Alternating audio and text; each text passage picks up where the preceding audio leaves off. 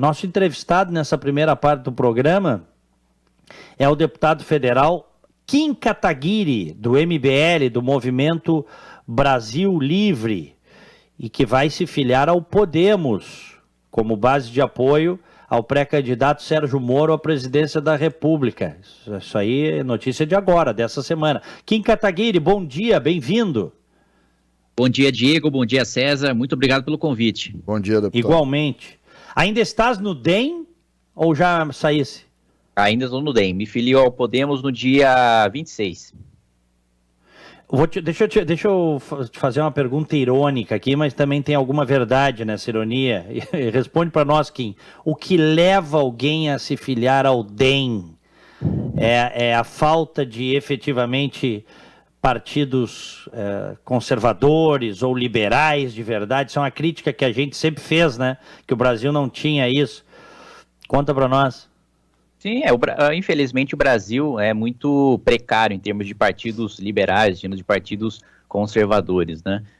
Você tem os republicanos, que não tem uma ideologia republicana, você tem o Partido Liberal agora, que é o partido do presidente da República, que está muito longe de ser liberal, e, enfim, o Democratas é um partido com o qual a gente teve muita relação durante o impeachment, né, da nossa militância pelo impeachment da ex-presidente Dilma Rousseff, porque era o partido que era o QG do impeachment, né, um dos principais partidos de oposição.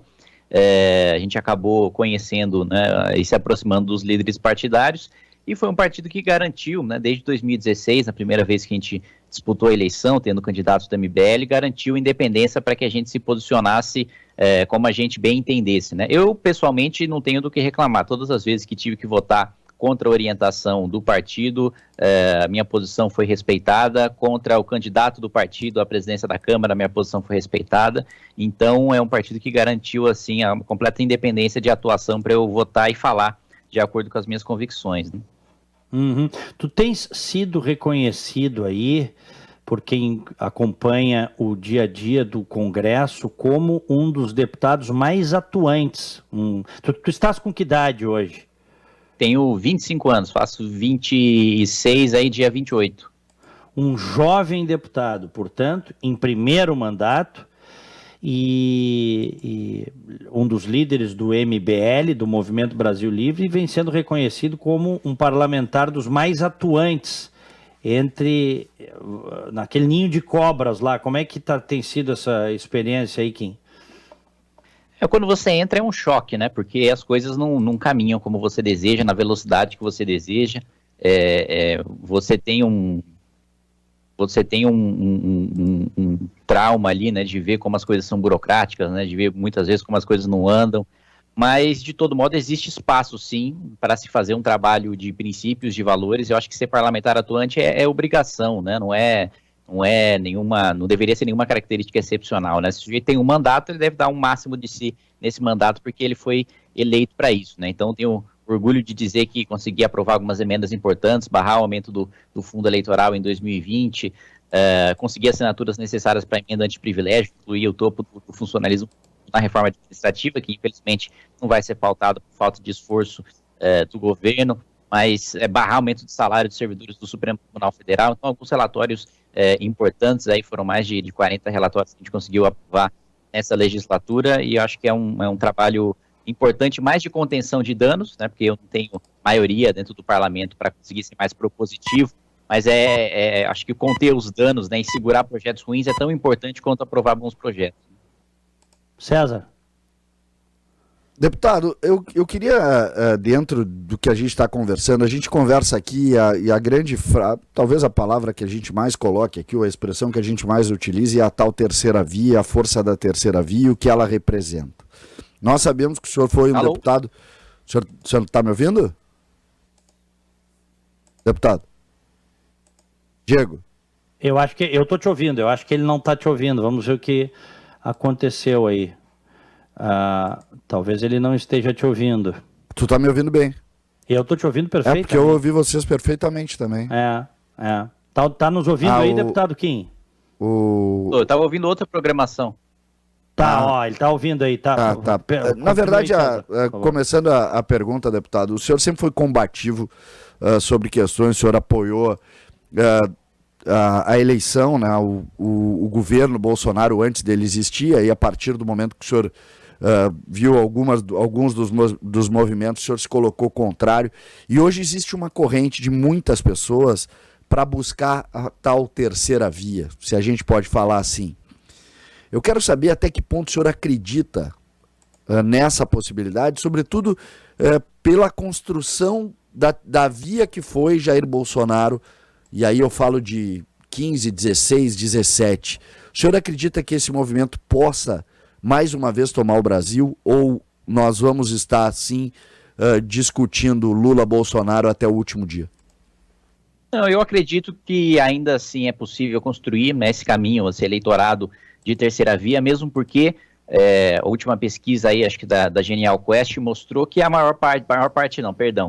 que em segundo lugar nas pesquisas, né, você tem o nem Lula nem Bolsonaro. O grande desafio é consolidar isso numa candidatura. Na minha visão, né, a única candidatura viável de terceira via é do Sérgio Moro. Tem minhas divergências, principalmente do ponto de vista econômico, né, com ele, com o Pastore, que tem coordenado seu programa de governo, mas a gente concorda, né, acho que em 2 pontos fundamentais, que é ética e compromisso com a democracia, coisas que, na minha avaliação, nem o Lula nem o Bolsonaro têm. Então, acho que existe espaço, sim, para o crescimento de uma terceira via, existe demanda por isso, o eleitorado está aí, falta aglutinar isso numa campanha, aglutinar isso em apoio numa candidatura. Isso, sem dúvida, é um desafio, né? Ainda mais porque você ainda tem muitas candidaturas, né? A intenção de voto ainda está muito dispersa, e tem muito do trabalho de campanha também, né? Quando você para analisar pesquisas 1 ano, 2 anos antes da eleição, os resultados costumam ser significativamente diferentes quando você chega, de fato, na urna depois de passar por uma campanha.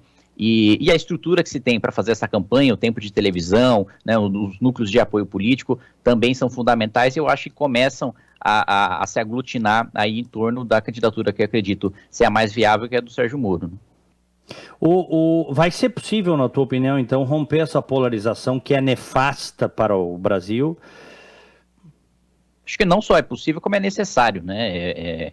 Se a gente for cair, né, mais 4 anos de governo Bolsonaro, ou mais 4 anos de governo Lula, assim, parar de flertar com o abismo e pedir noivado, né? De fato, ir por um caminho que vai ser muito difícil reverter um estrago institucional, econômico, social, causado por um novo governo Bolsonaro, né, por um estouro ainda maior, né, das contas públicas, seja com Bolsonaro, seja com Lula, com um loteamento ainda maior de cargos-chave para a administração pública, de administração de saúde, de administração de institutos federais, de administração de universidades, que infelizmente Polícia Federal, de Receita, né, de cargos-chave que estão sendo aparelhados aí, tanto por Bolsonaro como pelo PT, e de avanços, né, em cima da independência e da autonomia de instituições.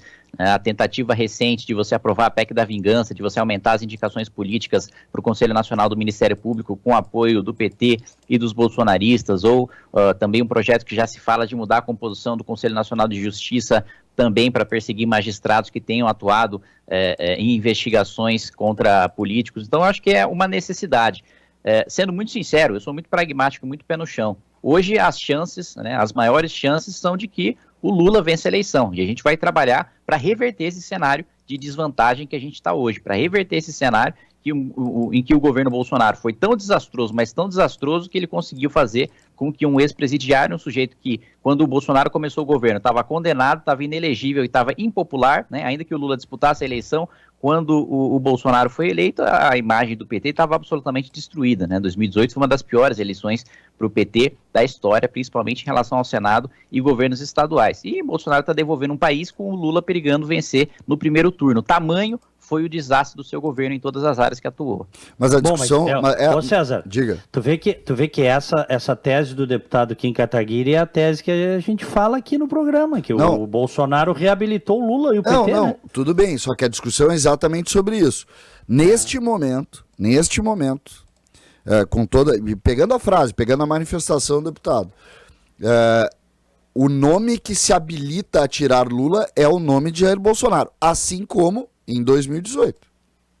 Essa, para mim, é a grande questão. Esses votos que se uniram em torno de Jair Bolsonaro em 2018 não irão se unir mais uma vez em torno de Jair Bolsonaro? Não acredito, porque o Bolsonaro, boa parte do seu eleitorado, mais de 30%, não vota nele novamente. E eu acredito que parte significativa dos 60% que ainda sobraram, né, que votaram nele na eleição passada e que ainda restaram de apoio dele nessa eleição, quando chegar no momento que eles enxergarem que mandar o Bolsonaro para o segundo turno com o Lula é entregar a presidência para o Lula, eu acho que boa parte desses votos tem a chance de migrar para outra candidatura. Porque o Bolsonaro, se tem um candidato que não é competitivo contra o Lula, é o Bolsonaro. Se tem um sujeito que vai apanhar em debate, que vai apanhar em tempo de televisão, que vai apanhar de outros pré-candidatos, inclusive, é o Bolsonaro, que é o sujeito que está no poder e está desgastado, né? Uma das primeiras vezes desde a redemocratização que a gente tem uma eleição que quem está no cargo disputando a reeleição não é o favorito, tamanha a sua impopularidade. Então, para mim, é uma questão até pragmática de quem quer evitar o Lula no poder. O sujeito pode até ainda estar na base de apoio do Bolsonaro, o sujeito pode até ainda ter alguma fé, alguma esperança no governo Bolsonaro, que eu não tenho, mas rejeita completamente o Lula e se enxergar que no segundo turno, levar o Bolsonaro para o segundo turno é garantir um terceiro mandato para o Lula, eu acho que esse voto pode migrar sim. O deputado federal Kim Kataguiri, os bolsonaristas, principalmente aqueles mais fanatizados, eles só enxergam o STF, eles justificam que o governo é muito ruim, né? A gente sabe que o governo é ruim, incompetente, o Bolsonaro é um péssimo líder, é uma figura, enfim, eu acho que é dos piores líderes que já tivemos na história do Brasil, está no rol dos piores. Mas eu te pergunto o seguinte, eles justificam que o STF não deixou ele governar. O STF amarrou as mãos do presidente da República. Até que ponto isso é 100% verdade? Que o Supremo se meteu em coisas que não tinha que ter se metido, isso aí me parece, acho que todo mundo concorda. Mas até que ponto foi o STF que impediu o governo de efetivamente governar e implantar as suas políticas? Imagina, olha, o Supremo, ele preservou o governo Bolsonaro. O ministro Dias Toffoli deu uma entrevista para a revista Veja, abertamente dizendo que ele operou para que não houvesse o impeachment do presidente Jair Bolsonaro. Ele paralisou todas as investigações envolvendo o compartilhamento de informação do COAF para blindar o Flávio Bolsonaro. Depois teve concessão de habeas corpus por parte do ministro Gilmar Mendes também para livrar o Flávio Bolsonaro. Depois teve ajuda do STJ também anulando, né, a quebra de sigilo fiscal, a quebra de sigilo bancário do Flávio Bolsonaro e dos seus assessores. Depois o ministro Alexandre de Moraes concedeu uma liminar permitindo que o governo desrespeitasse a regra de ouro, a lei de responsabilidade fiscal no ano da pandemia, blindando o governo Bolsonaro contra qualquer atentado à lei orçamentária ou mesmo processo de improbidade administrativa contra servidores do governo Bolsonaro. Enfim, a maior parte das decisões do Supremo, para quem acompanha o Supremo, para quem lê os acordos do Supremo, foram favoráveis ao Bolsonaro, garantiram para o Bolsonaro uma blindagem para que ele não fosse para a cadeia, nem ele, nem os seus filhos. E mais do que isso, né, o sujeito que tanto diz enfrentar o Supremo Tribunal Federal, na Câmara dos Deputados a gente conseguiu uma vitória histórica, né, que foi aprovar o projeto 2121 de 2019. Assim, o Congresso Nacional há muito tempo não tinha coragem de legislar de nenhuma maneira para defender sua própria prerrogativa e impedir os avanços do Supremo. Quando a Câmara aprova um projeto que obriga o ministro do Supremo, quando ele concede uma liminar, a submeter essa liminar em até 180 dias para os seus pares, para a gente impedir que o Supremo continue sendo essa ilha, cada cabeça uma sentença, para que a gente respeite o princípio da colegialidade, da segurança jurídica, Bolsonaro faz o quê? O ministro Dias Toffoli era o presidente do Supremo, estava ajudando com o COAF, segurando as investigações, não só do Flávio, mas outras investigações envolvendo o COAF. A pedido do ministro Dias Toffoli, Bolsonaro veta o projeto que tinha o poder de colocar o Supremo no lugar do Judiciário, né? Fazer com que o Supremo parasse de avançar sobre as prerrogativas do Legislativo e do Executivo. E, para além disso, nomeou, né, um ex-assessor de Dias Toffoli, o ministro André Mendonça, para o Supremo Tribunal Federal. Então, que enfrentamento é esse que ele faz? Que ele aceita uma indicação do próprio Supremo para enviar para o Supremo, em que ele pede habeas corpus, o habeas corpus é concedido, em que ele pede anulação de provas, a anulação de provas é concedida, em que ele pede para descumprir LRF, isso é concedido, pelo ministro Alexandre de Moraes, inclusive, em que ele pede para descumprir regra de ouro, isso lhe é concedido. Enfim, acho que uma das únicas vezes que eu vi o Supremo dar uma decisão desfavorável ao Bolsonaro foi em relação ao decreto das armas, e foi quando ele tinha aquela interpretação esdrúxula de que estados e municípios não tinham competência para tratar de saúde pública, né, de que o presidente da República, diferente de qualquer país com uma federação como o Brasil, né, teria o poder para determinar, para legislar sobre saúde ou para tomar medidas administrativas em relação à saúde, acima, mesmo se sobrepondo a decisões de governadores e de prefeitos, que é aquela decisão que ele disse que ele ficou impedido de atuar. Não, o Supremo só reconheceu que a competência para tratar de saúde é concorrente, é ao mesmo tempo do Estado, dos municípios e do governo federal, né? Não exclusivamente do governo federal, como o Bolsonaro queria. Deputado, até para a gente rememorar, é sempre importante, fala mais detalhes desse veto do presidente com relação a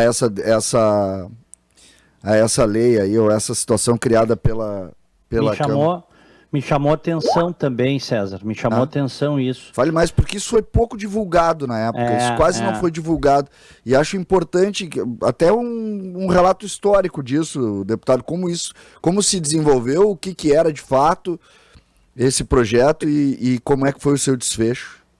Perfeito. Bom, foi um esforço assim suprapartidário para a gente conseguir aprovar esse projeto. Deputados bolsonaristas, inclusive, votaram, né, a favor do projeto, um projeto do PDT, né, partiu até de um partido de oposição, que não tinha nenhum compromisso de fazer enfrentamento ao Supremo, nem nada do tipo, e que a gente conseguiu, né, aprovar na Câmara dos Deputados, conseguiu aprovar no Senado. Como eu disse, é um projeto em que, a partir do momento que um ministro do Supremo Tribunal Federal concede uma liminar, suspendendo os efeitos de uma lei em sede de ação direta de constitucionalidade, de arguição de descumprimento de preceito fundamental, ou de ação direta de inconstitucionalidade por omissão, em 180 dias ele precisa submeter aquela decisão liminar, né, aquela decisão precária, portanto, né, monocrática, concedida por apenas o ministro, à análise dos seus pares, né? Ou seja, se você vai suspender os efeitos de uma lei, se você vai suspender os efeitos de um decreto, se o Supremo vai interferir de alguma maneira no trabalho do Legislativo ou do Executivo, no mínimo, aquela decisão precisa ser colegiada. Porque senão acontece o que tem acontecido hoje, em que uma lei tem validade quando um julgamento chega na mão do ministro e não tem validade quando chega na mão do outro. Ou de um sujeito que senta em cima de liminares ali 5, 6, 7 anos. Me lembro agora, que me vem à cabeça um caso, né, um dos mais absurdos na minha avaliação, do ministro Luiz Fux, né, sentar em cima da liminar que concedeu auxílio moradia para os juízes, né, para magistrados e para promotores e procuradores no país inteiro, sentou ali em cima durante pelo menos 5 anos e só saiu de cima depois que chantageou o governo Temer a dar um aumento de salário para as carreiras do judiciário, da magistratura. Então, justamente para acabar com esse absurdo, o Congresso Nacional aprovou esse projeto e o presidente da República, o grande combatente, né, do Supremo Tribunal Federal, o cara que deveria defender ali as suas prerrogativas de governar e a do Congresso de legislar, vetou com a justificativa de que aquilo estaria invadindo uma competência do Supremo, que é uma balela, justamente o contrário, é o Supremo que invade nossa competência quando decide legislar ou quando decide alterar o decreto, né, com base em decisão judicial. Então, é uma coisa que é pouco divulgado, que poucas pessoas falam. Primeiro, acho que é porque é um assunto técnico, né? Então é mais difícil, é mais complicado de você comunicar, né, a matéria, o que aconteceu, a decisão que foi tomada. E o outro ponto é que não interessava ao governo Bolsonaro que isso fosse divulgado, que isso ganhasse notoriedade, então isso praticamente puderam fazer para deixar esse assunto de lado, eles fizeram, né? Isso passou, deputado, praticamente sem que ninguém discutisse. Não concorda, exatamente Diego? Isso. Concordo. Mas essa é mais uma das tantas mentiras e narrativas que foram criadas para dizer que o Bolsonaro efetivamente era uma ameaça ao sistema, era contra o sistema, tal. Que na verdade não é, né? A gente sabe que não é. A gente sabe que ele moveu mundos e fundos para blindar os filhos corruptos, segundo o Ministério Público são corruptos, né? Tem um aí, o vereador lá do Rio, 20 anos fazendo com funcionário fantasma no gabinete, segundo o Ministério Público. O outro roubando com o auxílio do miliciano Queiroz a vida inteira para depois lavar o dinheiro numa loja de chocolate. Hoje é dono de mansão em Brasília. Então, e não adianta tentar desvincular o Bolsonaro dos filhos, não sei se o deputado concorda, porque ele mesmo, Bolsonaro, não resiste a uma investigação da sua vida pregressa, do seu enriquecimento, do seu patrimônio. Não sei se o deputado concorda com isso. Eu concordo plenamente, Diego. O chefe da quadrilha de funcionários fantasmas e de desvio de salário de funcionário chama-se Jair Bolsonaro. Queiroz não é amigo de infância de Flávio Bolsonaro, é amigo de infância de Jair Bolsonaro. Foi Jair Bolsonaro que indicou o Queiroz para o gabinete de Flávio Bolsonaro. Foi Jair Bolsonaro que indicou a própria esposa para ser chefe de gabinete de Carlos Bolsonaro. E mesmo os mandatos, quem conhece Bolsonaro sabe, né, que ele não dá poder nenhum para os mandatos dos filhos, né, que ele sente-se dono dos mandatos dos filhos, responsável pela eleição dos filhos e indica os cargos, indica todos os nomes para... E mais do que isso, né, as provas apresentadas pelo Ministério Público do Rio de Janeiro mostraram que no próprio gabinete de Jair Bolsonaro, os funcionários sacavam todo mês o salário em dinheiro, né, assim, do gabinete do Jair. Aí não tem nem desculpa de falar, não preciso nem fazer uma associação com os filhos, né, como se filho também fosse uma figura muito distante, ainda mais o filho com mandato. Né. Então eu não tenho dúvida nenhuma de que Jair Bolsonaro é o chefe dessa quadrilha. Eduardo Bolsonaro, né, me processou por eu dizer exatamente isso que eu estou dizendo aqui, né? E eu falei, muito bem, me processe, eu vou responder esse processo, né? Existe, quando você é acusado, né, de cometer calúnia, difamação e injúria, existe um instituto jurídico chamado a exceção da verdade, que é falar, olha, eu vou te processar porque você me chamou de bandido. Muito bem, eu me defendo na justiça falando, eu só falei a verdade. E foi exatamente essa a minha defesa. Ganhei no cível na primeira instância, na segunda instância, no criminal na primeira instância, na segunda instância, e agora ele recorreu ao Supremo Tribunal Federal. Veja só, o grande inimigo do Supremo foi pedir ajuda para a ministra Rosa Weber, perdeu a ação no Supremo também. Então eu digo com todas as palavras, o chefe dessa quadrilha familiar é Jair Bolsonaro. Se algum bolsonarista mais quiser perder processo contra mim, fique à vontade. O bolso dos meus advogados agradece. A gente faz churrasco, pode ficar à vontade de processar que você vai entrar na fila. E como é que é a sua convivência quando cruza com esse pessoal radicalizado e fanatizado na rua? Deve ouvir coisas aí, né? Porque eles não aceitam a realidade como ela é. Sempre tem um maluco, assim, outro dia no aeroporto, né, encontrei um sujeito que dizia, Marquinhos, como é que vocês vão fazer então para derrotar o Bolsonaro? O que vocês vão fazer lá no TSE? Olha só o nível eu não consigo nem ficar com raiva de um sujeito desse, eu tenho pena, porque o cara tá tão fora da realidade que ele acha, primeiro, que eu tenho um nível de poder e de influência no Tribunal Superior Eleitoral. Segundo, que pro Bolsonaro perder, a gente precisa fraudar, trazer uma grande fraude, uma grande conspiração no Tribunal Superior Eleitoral. Então, assim, não tem nem o que discutir com o sujeito desse. Eu falo, é isso aí mesmo, vamos fraudar o TSE, vamos dar um golpe no Bolsonaro, porque ele tá muito popular, assim. É um sujeito que não anda na rua, né? É um sujeito que não conhece o Brasil, que não tá vendo o desgaste, né, gigantesco do Bolsonaro, principalmente com a população mais pobre, que é quem mais está sofrendo os efeitos da política econômica do governo Bolsonaro. Então, tem detratores, mas eu levo para mim, né, uma frase do Winston Churchill, que célebre frase, né, que ele dizia que se você tem inimigos, bom, significa que você alguma vez na sua vida lutou por alguma coisa. Uhum. César. E esse entrando na linha do ódio, mudou muito nesses últimos 3 anos? Aumentou o ódio no Brasil? Acho que aumentou de todos os lados, assim, tanto por parte do petismo como por parte do bolsonarismo. Você teve um aumento, você teve uma radicalização, e isso é um dos meus motivos de preocupação com as eleições desse ano, né? Em 2018, no cenário polarizado de 2018, na campanha eu já tomei uma garrafada na cabeça, né, de um petista, né, que me achava golpista, fascista, etc. e tal. Nessa eleição eu acho que o cenário está ainda mais acirrado e por isso eu temo também por eventuais conflitos e etc.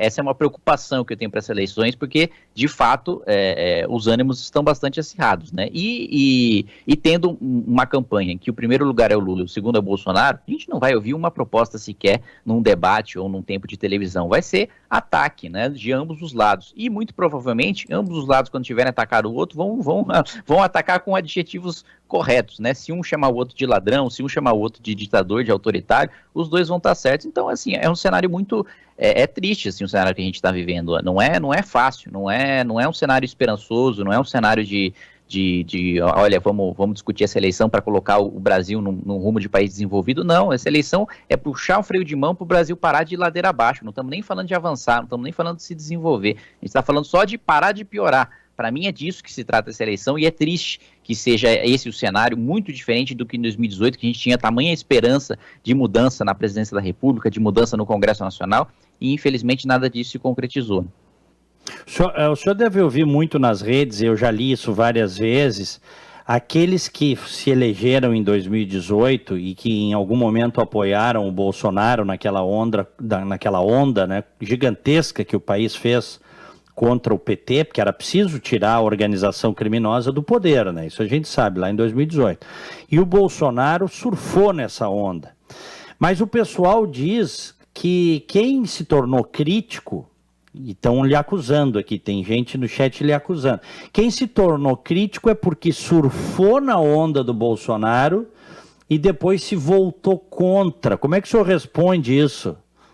Eu respondo primeiro com os fatos, né? O fato é que enquanto eu estava marchando de São Paulo para Brasília para protocolar pedido de impeachment, acampando em frente ao Congresso Nacional para o impeachment ser acatado, organizando manifestação, apanhando, tomando processo, apanhando de imprensa, de influenciador, sendo investigado pelo Ministério da Justiça da Dilma, Bolsonaro estava fazendo campanha presidencial com dinheiro de cota parlamentar, né? Enquanto estava construindo toda a minha trajetória, minha história política ainda breve, lutando contra um dos governos mais corruptos e autoritários da história do país, Bolsonaro estava fazendo pré-campanha com o verba de cota parlamentar. Aí puxam lá a minha foto com o Bolsonaro. Veja a data da minha foto com o Bolsonaro nas eleições de 2018. Eu estava eleito. Aquela foto foi tirada no segundo turno, né, quando a gente pregou voto útil no Bolsonaro e fomos, inclusive, ao Nordeste pedir voto para ele, a pedido dele, né, em que ele nos pediu, não posso fazer campanha, etc., me ajudem, etc., e agora, né, quer utilizar essa história de que a gente surfou a onda Bolsonaro. Enquanto o Bolsonaro estava fazendo pré-campanha para presidente, a gente estava trabalhando para derrubar a Dilma, que o PT poderia estar aí, né, até hoje, né, não tem nem esse intervalo de um mandato para voltar ao poder, que o Bolsonaro, infelizmente, está pavimentando o caminho deles de volta, né? Então, quem acha que a gente surfou a onda Bolsonaro, que não é nada sem o Bolsonaro, veja o resultado das eleições de 2020 também. Aqui em São Paulo, né, o Bolsonaro apoiou aí vereador, não conseguiu eleger, apoiou prefeito, não conseguiu eleger. Nós elegemos em São Paulo, nós elegemos no Rio de Janeiro, nós elegemos no interior de São Paulo. Então, aqueles que ainda acreditam, né, no meu grande presidente é o único, né, o monopolista dos votos e etc., aguarde as eleições de 2022, né, aguarde o resultado das eleições, que você vai ver quem precisa de quem. Pois é, mas eu acho interessante esse quem acha, né? Porque a gente fala muito nisso num grupo de fanatizados. Quem são essas pessoas, deputado? Eu acho que eles, primeiro, não são nem a maioria dos eleitores do Bolsonaro. Acho que a maioria dos eleitores do Bolsonaro não são radicais nessa magnitude. Realmente aquele núcleo duro, mais maluco, que acredita em tudo que o Bolsonaro diz, né? Acredita que vacina mata criança, acredita que tem uma grande conspiração no TSE para impedir que ele seja candidato, acredita que o Congresso Nacional, com o presidente da Câmara eleito, com o apoio dele, sabotou o seu governo. Os dois presidentes da Câmara foram eleitos com o voto e com o apoio de Jair Bolsonaro. Não com o meu voto, não com o meu apoio. Nem o Rodrigo Maia, nem Arthur Lira contaram com o meu voto, com o meu apoio. Contaram com o apoio do presidente Jair Bolsonaro. Rodrigo Pacheco contou com o apoio do presidente Jair Bolsonaro. É engraçado também, a militância bolsonarista bate na Colúmbia. A Colúmbia é um dos principais aliados do Bolsonaro no Congresso Nacional, recebeu 200 milhões do orçamento secreto de Bolsonaro para auxiliar o governo Bolsonaro no Senado nas suas pautas e depois para ajudar a eleger o Rodrigo Pacheco. Então, é gente que está completamente descolada da realidade, gente que não tem a noção do que de fato acontece, que acredita em tudo aquilo que o governo diz, né, na propaganda do governo, e é engraçado, porque é gente que se diz conservadora, que se diz de direita, né, e é justamente o oposto do conservadorismo você colocar fé apenas na imprensa oficial, né, apenas na imprensa do governo, né, naquilo que o presidente da República diz, né, justamente o conservadorismo prevê ceticismo em relação ao poder, e o que menos se vê no bolsonarismo é ceticismo em relação ao poder, é adesismo ao poder, é manifestação a favor, é uma espécie de cut azul que os bolsonaristas têm, mas que, na minha avaliação, felizmente representa uma minoria dos eleitores do Bolsonaro, não só da população, mas dos próprios eleitores do Bolsonaro, acredito que são minoria. E quando eles dizem assim, me apontem corrupção do atual governo, não existe corrupção, o senhor está no Congresso, tem o dever de fiscalizar as ações do governo federal. Tem ou não tem corrupção? Como é que o senhor responde? Ou teve corrupção? Como é que o senhor responde a isso? Tem corrupção, sou membro da Comissão de Fiscalização e Controle, e assim, toda semana tem um escândalo de corrupção diferente. Quem quiser acompanhar, tá? É público, né, no site da Câmara dos Deputados, as reuniões da Comissão de Fiscalização, né, as convocações de ministro. O governo federal gastou, por exemplo, só para citar um exemplo pequeno, né, R$1 milhão para fazer um vídeo, uma propaganda de 30 segundos, contratou 115 pessoas para fazer uma propaganda de 15 segundos. Né? E por que não apresentam denúncia? Por que não tem investigação? Porque o Procurador-Geral da República é um capacho do presidente, porque o Procurador-Geral da República não só tem o apoio do presidente, como tem o apoio da falsa oposição do PT, né? Porque o PT se diz oposição, mas o Procurador-Geral da República não apresentou uma denúncia sequer contra o presidente, e contou com votos de todos os senadores petistas para ser reconduzido ao cargo.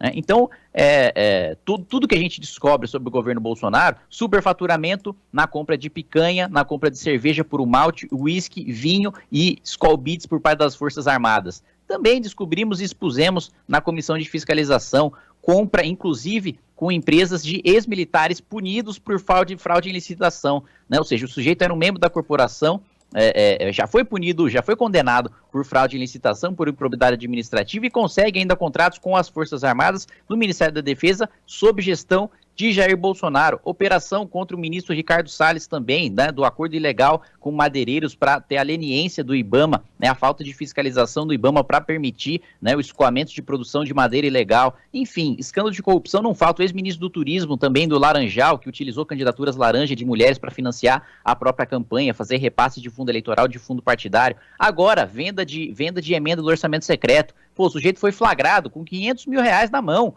R$500 mil, o sujeito levando para o escritório político dele do orçamento secreto, um dos caras chaves do PL, do partido do presidente Jair Bolsonaro.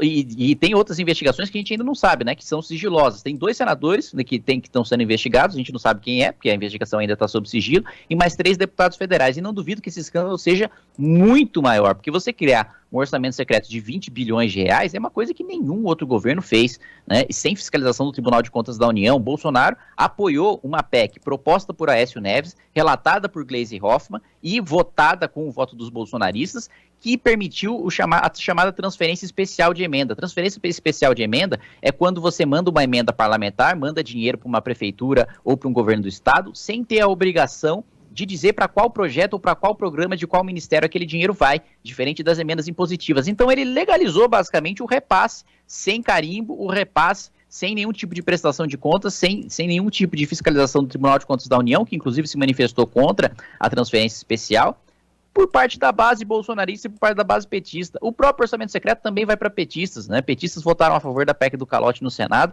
e depois vazaram o nome deles recebendo dinheiro do orçamento secreto. Então, escândalo de corrupção do governo Bolsonaro não falta, basta ver, assistir, tem prova, tem documento, tem depoimento, a comissão de fiscalização está aí toda semana, as sessões são públicas, as reuniões são públicas. Quem quiser ver, basta assistir, parar 15 minutos do seu dia e assistir uma reunião da comissão de fiscalização. O Brasil, nesse ponto, ele andou para trás, deputado? Andou, não tenho dúvida nenhuma. A Polícia Federal perdeu muito da sua autonomia, né? Por 5 delegados que investigavam crimes com foro privilegiado foram afastados das suas funções, né, pelo diretor-geral da Polícia Federal, indicado pelo ministro da Justiça, indicado por Jair Bolsonaro. Né? Você nunca teve tão descaradamente assim, nem o PT foi tão descarado em mudar os delegados que investigavam pessoas com foro privilegiado. Você não vê mais, existe uma tentativa desesperada de Jair Bolsonaro de mostrar operações contra o tráfico de drogas para tentar justificar o fim das operações contra crime de colarinho branco. Né? Ele basicamente destruiu completamente o aparato de investigação contra crime de colarinho branco, lavagem de dinheiro, corrupção passiva, ativa, concussão, peculato, e agora você não tem mais nenhuma operação, não tem mais nenhuma denúncia contra isso. Qual denúncia foi apresentada pelo PGR? Qual investigação foi conduzida pela Polícia Federal de crimes de colarinho branco, né, nesses anos de governo Bolsonaro? Você teve esse retrocesso para o corregedor da Receita. O corregedor da Receita era um servidor de carreira, necessariamente. O ministro da Economia lançou um decreto para mudar, para poder ser ex-servidor só para acomodar um aliado, né, que hoje é advogado de quem responde a processo de improbidade, um indicado de Flávio Bolsonaro, para perseguir os servidores da Receita que descobriram aquele relatório do COAF e repassaram para o Ministério Público. Então, você tem retrocessos no combate à corrupção, afrouxamento da lei de improbidade administrativa, aprovado com o apoio dos bolsonaristas e dos petistas, a tentativa de aprovar a PEC da impunidade, né, que blindava completamente os parlamentares de prisão e caso o sujeito fosse preso, ficava preso no parlamento, né, uma piada pronta. A PEC da vingança, mudar a composição do Conselho Nacional do Ministério Público. Então, as diversas projetos, tanto projetos aprovados, como limitação de delação premiada também, a Operação Lava Jato jamais teria descoberto os escândalos de corrupção do PT, caso a lei que fosse sancionada por Bolsonaro, uma emenda do PSOL, mas sancionada pelo Bolsonaro, tivesse em vigor na época do Petrolão. Então, o sujeito, tudo que ele pôde fazer para asfixiar, né, os mecanismos de fiscalização e controle, ele fez, tanto do ponto de vista orçamentário, como do ponto de vista de autonomia funcional. Nós estamos conversando com o deputado federal Kim Kataguiri, do DEM, e que deve estar indo para o Podemos, né?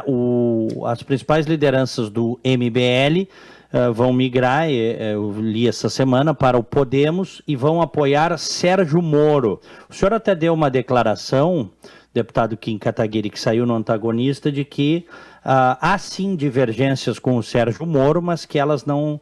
há muito mais convergências do que propriamente divergências, e que neste momento é preciso abraçar a candidatura do Moro para quebrar essa polarização. Que divergências são essas? E e quais são as maiores convergências com o Sérgio Moro? Começar. Caiu. Não estamos lhe ouvindo, deputado. Estão me ouvindo? Agora melhorou. Agora? Não, perfeito, deputado. Perfeito. Então, começar pelas convergências, que é mais simples, né? Acho que uma defesa da democracia, uma defesa da ética, né? De uma maneira, assim, uma obviedade, né? Você não atentar contra as instituições e atuar com correção, né? Com probidade, né? Essas duas concordâncias fundamentais, com um equilíbrio das contas públicas, com uma modernização da economia, com uma desburocratização, são visões que infelizmente, né, eu digo que é uma obviedade, mas sempre tem corporações no Congresso Nacional que resistem a esse tipo de mudança porque saem prejudicados. Das divergências, né, nós defendemos um corte na máquina pública e um enxugamento da máquina pública maior do que o Sérgio Moro e o Pastore defendem, né? A gente defende a privatização do Banco do Brasil, defende a privatização da Petrobras, defende a privatização da Caixa, né, coisa que o Sérgio Moro e o Pastore discordam, né? A gente defende uma política mais agressiva de corte de impostos, né? Muito a exemplo do que fez o governo Reagan, né? Às vezes o governo trabalha sob a lógica da arrecadação, né? De que, olha, a gente tem um déficit, a gente precisa pagar esse déficit, e para pagar esse déficit a gente precisa aumentar a arrecadação. A gente tem uma visão diferente, né? Uma visão de deixar, de cortar a tributação, porque enquanto você mantém aquele recurso lá, 1 bilhão em Brasília, você põe em cima da mesa, some em 5 segundos, né? Então não adianta só focar em você ter um superávit, só você focar em pagar a dívida, se você também não focar em cortar a tributação, em cortar o peso, né, em cima das pessoas. A gente tem uma divergência também, o Pastore deu uma entrevista recentemente falando sobre criptoativos, né, que criptoativos seriam um delírio coletivo. Eu discordo também diametralmente disso. Eu acho que boa parte da economia do futuro vai ser baseada em blockchain, vai ser baseada nas NFTs, vai ser baseado em diversos sistemas, aí os metaversos que estão surgindo e que inclusive devem ensejar novas profissões. Nós temos essa divergência. Discordo da proposta dele também de criar uma corte especial aos moldes da Ucrânia, com indicações, inclusive, internacionais para fazer julgamentos de casos de grande corrupção. Acho que o modelo muito mais bem sucedido seria o modelo europeu, né, da gente tirar a Suprema Corte do Judiciário, da Suprema Corte parar de julgar casos concretos, parar de julgar recursos e julgar apenas teses abstratas, né? Então vai julgar a ADI, vai julgar a DO, vai julgar a DPF, né? Não vai julgar habeas corpus, não vai julgar recursos extraordinários de casos concretos que chegam, né, a essa Suprema Corte, a não ser para debater matérias abstratas de constitucionalidade, ainda que ensejadas por um caso concreto. Acho que o modelo, né, de retirar a Corte Constitucional do Judiciário é muito mais bem sucedido, mais consolidado na Europa do que essa corte, né, de casos de grande corrupção que foi criada na Ucrânia. Então, nós temos divergência, mesmo de estilo, né? A gente é mais incisivo, a gente é mais agressivo do que o Moro. Ele tem uma postura mais institucional, ele tem uma postura mais parcimoniosa, apesar de, pela nossa avaliação de que para vencer a eleição ele vai precisar fazer um embate duro com o Lula e com o Bolsonaro, a gente tem tentado ao máximo puxar ele para ser mais incisivo, né? Acho que ontem a gente teve uma publicação um pouco mais dura contra o Lula e eu acho que esse tem que ser o padrão da resposta, porque ele vai ser o principal alvo, tanto dos petistas quanto dos bolsonaristas. Se ele se focar mais em se defender do que em atacar e mostrar, né, que o debate está completamente interditado para a proposta, porque tem 2 criminosos autoritários disputando o poder, ele vai perder e vai apanhar. Então, o que eu tenho defendido, né, internamente, não sou coordenador de campanha nem nada do tipo, né, apenas como a título de conselho, é justamente de que ele tem uma postura mais dura e ele responda, não deixe sem resposta nenhum ataque, né, nem do Lula nem do Bolsonaro. Deputado, em cima exatamente disso, a gente fala de algumas, enfim, da forma de Moro agir. O senhor vê força política? O senhor consegue ver Moro entrando também na linha de ser um pouco mais popular, de tendo esse apelo para fazer enfrentamento com dois protagonistas tão populistas como Bolsonaro e Lula? O senhor consegue ver essa mudança de perfil? Esse é o maior desafio da candidatura, né? Eu sou muito realista.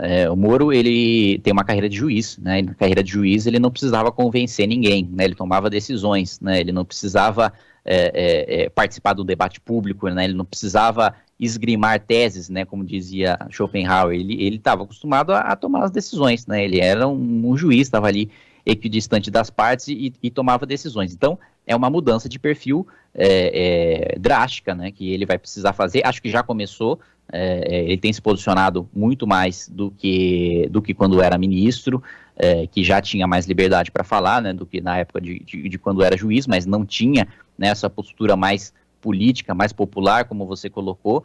É um desafio, né? Acho que ele vai precisar fazer essa mudança se ele quer vencer as eleições. Eu vejo um esforço dele para mudar essa postura, no que a gente puder, né, do MBL, ajudar para que isso aconteça, a gente vai fazer, mas é o principal desafio da candidatura, né? Não vou mentir aqui e dizer que vai ser fácil, que vai ser uma coisa natural, não. É mudar um perfil que ele teve a vida inteira dele na magistratura. Né? Tá me ouvindo aí, deputado Kim? Estamos ouvindo. César, eu entrei pelo Skype aqui, o aplicativo que a gente usa caiu, mas se vocês estão me ouvindo, está tudo certo. Sim, perfeitamente. A pergunta que eu quero fazer, já encaminhando o encerramento dessa conversa com o deputado federal Kim Kataguiri, é a seguinte: o senhor imaginava que o Jair Bolsonaro seria o principal ponta de lança para a destruição da Operação Lava Jato? Porque isso é uma coisa incrível, uma coisa de louco. Em 2018... esse homem defendia cada discurso a Lava Jato, defendia as prisões, defendia o combate à corrupção e se associou ao que há de pior na vida política brasileira para destruir o combate à corrupção. O senhor, em algum momento, lá em 2018, cogitava que isso poderia acontecer? Ou seja, que por trás da máscara de Batman tivesse o Coringa, vamos dizer assim, deputado Kim Kataguiri. Olha, Diego, realmente nunca, assim, nos piores pesadelos, imaginei que as coisas fossem chegar na situação que chegaram, né? Eu me sinto até ingênuo em razão disso. Eu pensei, à época, né? Para mim, os principais desafios do Bolsonaro era lidar com o Congresso, era lidar com o Supremo, era construir maioria, era defender reformas e tal, que ele nunca tinha defendido na sua carreira como parlamentar e estava passando a defender. Acho que os maiores desafios dele fossem de comunicar, né, as reformas para a população, de fazer um embate com a esquerda, de vencer a guerra de narrativas com a esquerda, de construir maioria no parlamento, de pacificar a situação com o Supremo Tribunal Federal. Nunca pensei que ele próprio fosse um agente, né, de destruição da Operação Lava Jato, fosse um agente de destruição da agenda liberal do ponto de vista econômico, fosse um agente de destruição da autonomia de instituições de fiscalização e controle, né? Sempre imaginei que, com todos os defeitos, né, ele era minimamente o sujeito correto, né? Um cara que tinha passado ali 30 anos na vida pública sem nunca ter o seu nome envolvido em nenhum grande escândalo de corrupção. Infelizmente, é justamente o contrário que a gente viu no governo. Assim, realmente, acho que nem no pior cenário eu imaginei esse cenário. Uhum. Muito bem. Alguma última questão, César? Não. Ótima entrevista. Então tá joia. Deputado federal Kim Kataguiri, quando é que se filiam ao Podemos?